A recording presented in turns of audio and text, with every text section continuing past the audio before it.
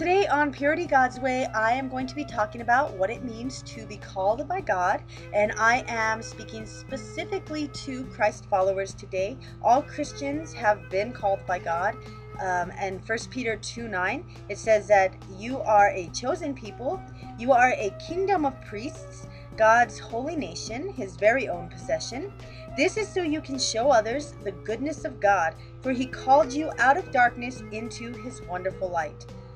1 Peter 1:15 and 16 says, "Now you must be holy in everything you do, just as God, who chose you to be his children, is holy. For he himself has said, 'You must be holy, because I am holy.'" Ephesians 2:10 says, "For we are God's masterpiece. He has created us anew in Christ Jesus so that we can do the good things he planned for us from the beginning." And Psalms 4:3a says, "You can be sure of this, the Lord has set apart the godly for himself." Now, what does it mean to be called by God? As we saw there, it means that we are called out of darkness, that we are called to be holy, that we are his masterpiece, and we have been set apart for things that he has planned for us from the very beginning. Now, all of us have individual calls and plans that God has for our lives. But today we're going to talk about the standards or basics of what it means to be called by God. And we are going to find all this in Romans 12. So if you want to follow along, that's where we'll be. Romans 12:1 addresses how we relate to God. It says that we are to offer our bodies as living sacrifices, and that this is considered our reasonable act of worship or a reasonable service. Now, to daily lay down your life before Christ, that's what it means to offer a living sacrifice. You basically submit your life to God every day and live out your life according to his will and plan for you. So Romans 12:2 talks about what it means when we relate to the world. And it tells us that we are to not be conformed to the ways of this world, but to be transformed by the renewing of our minds. And in so doing, we will be able to test what is God's perfect will for us. And that helps not only in the daily standard of living, but also in the individual calls that God has placed on each person.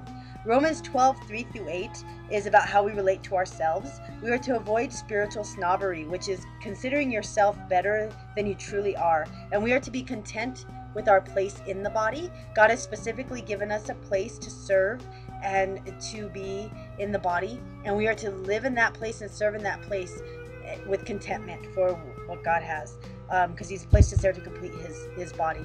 Now, Romans 12:9-16 is about relating to other believers, and we are to love sincerely, we are to hate evil, we are to cling to what is good, we are to honor others above ourselves, we are to zealously serve Christ, we are to be joyful in hope, patient in affliction, faithful in prayer. We are to share with believers in need. We are to be hospitable or have hospitality. We are to bless those who persecute you and not to pass judgment on them. And we are to rejoice with those who are joyous and mourn with those who are sorrowing. We are to live in harmony with each other. We are to not be proud and to avoid cliques and to be able to associate with those that are not in the same place we are spiritually. And we are to have a teachable heart and spirit and not think that we know it all. Romans 12:17-21 is how we relate to unbelievers. We are to not get even. We are to do all things in a way that reveals to others that we are honorable. We are to do our part to live in peace with all as much as possible. We are to not seek revenge. We are to let God take care of us. We are to feed our enemies, give them drink, be kind and considerate to them, and they will sorrow over their treatment of you. And that's all about your heart. If you are treating them kindly because of the love of Christ, then that's good. But if you're treating them kindly to have them sorrow, that's not good. And then it says, "Do not be overcome by evil, but overcome evil with good." Now, the world is evil, and here we see that Romans 12 wraps itself up in a nice circle. If you were to combine Romans 12:2 and Romans 12:21 together, it would say, "Do not be conformed to this world, do not be overcome by evil, but be transformed by the renewing of your mind, overcome evil with good." And that is what it is to be called by God. We are to submit our bodies as living sacrifices, holy and acceptable unto God, our reasonable service, and to not let this world define us. I want to thank you for listening. And if you have any questions or anything, go ahead and feel free to email me. There's my email address, or you can write me here on Facebook.